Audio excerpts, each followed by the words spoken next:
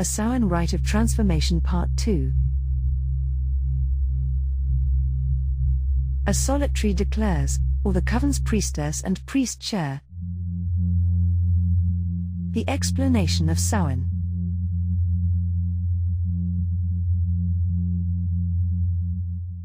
This is the moment when the god's grave becomes a womb. When he is no longer dead, but gestating. Now we no longer mourn his harvest death, but anticipate his rebirth at Yule. The goddess still holds him in the earth that is her body. And though her body is chilled with winter,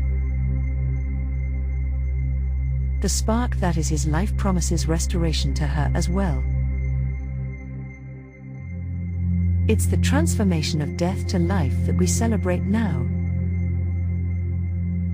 In many ways. If you're a solitary,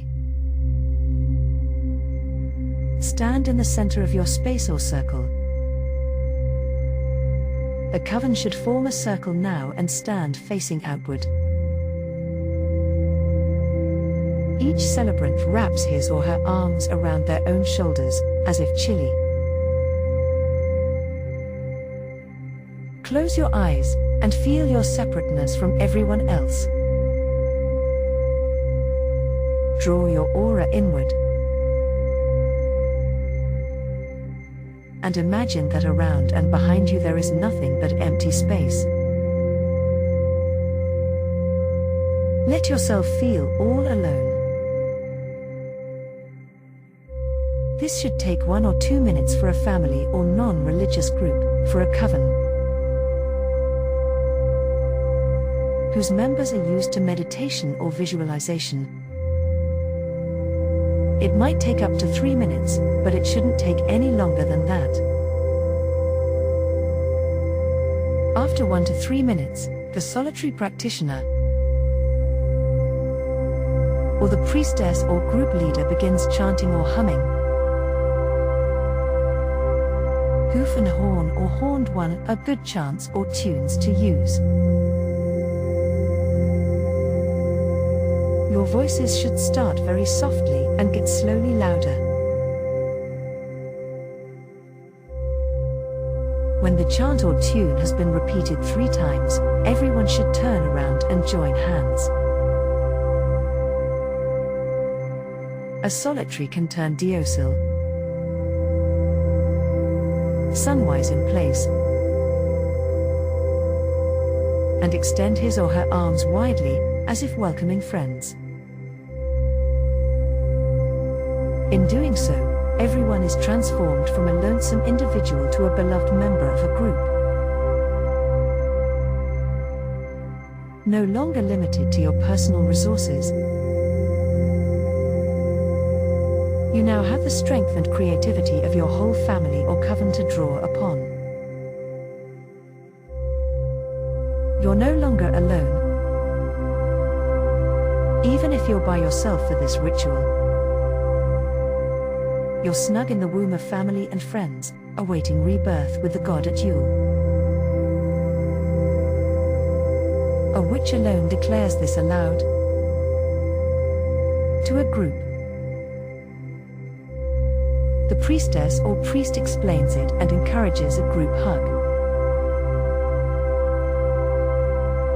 Many covens end their rituals with a group hug following the merry meet. And there's no reason not to do that when this circle's closed. The group hug at the earlier point in this ritual, though, complements the aloneness you experienced earlier, and reinforces the idea that you've been transformed from one to more than one, from isolated to reconnected. Group hugs are difficult for solitaries, but a victory dance, whether as graceful as if you hear a waltz, as energetic as if rock music's playing, or like the steps to a polka or square dance is up to you. Is appropriate. If you have companion animals who have joined you in your rite, by all means include them in your hugging and or dancing. The chanting or humming that began before you experienced this transformation can continue for several more repetitions now.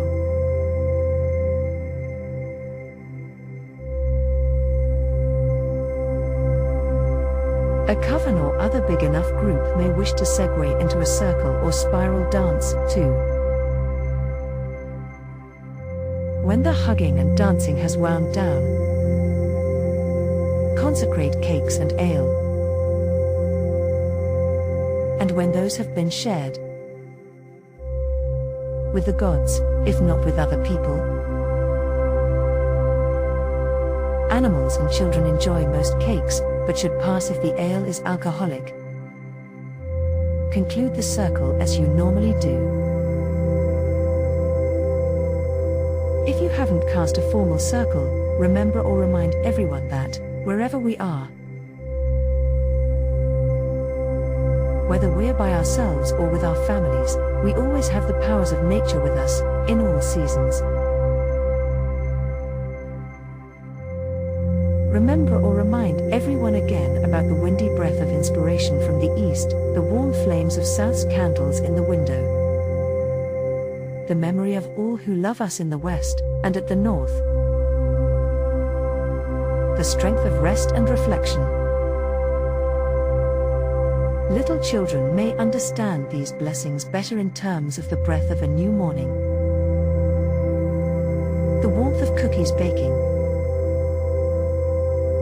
the away-from-home memory of mommy's kisses,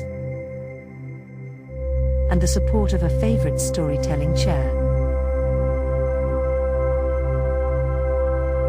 You'll know what modifications you need to make for the people with whom you share this ritual. If you don't have your own invocations, you might not have your own farewells, either. You can use these ways of saying farewell to the goddess and god if you like. Again, groups will need to change the singular pronouns to plural. Triple Goddess, you who are all and ever, I hail you. As winter begins, I am warmed by the flames beneath your cauldron. Your magics have stirred my blood. I have been cleansed as your tears of grief turn to tears of joy. I am stronger for the blessing of transformation that you have inspired. Triple Goddess, in whom we are all and ever, I thank you for your presence here. Hail and farewell. Horned One, you who die and are reborn, I hail you. As winter begins, I am warmed by your courage. Your faith has stirred my blood. I have been cleansed as your blood turned to bounty. I am stronger for the blessing of transformation that you have shared with me. Horned One, you who show us how to die and be reborn, I thank you for your presence here. Hail and farewell. Again. For those who prefer rhyming invocations and farewells. Triple Goddess, ever, all. I bid you farewell from my hall. My heart's warmed, my soul is lifted. The wheel has turned, the seasons shifted. Made strong by transformation, by light my faith increased. From this circle I do bid you hail. Farewell, and peace. Horned one, back to life recalled. I bid you farewell from my hall. My heart's warmed. My soul is lifted. The wheel has turned. The seasons shifted. Made strong by transformation. By light my faith increased. From this circle I do bid you hail. Farewell, and peace.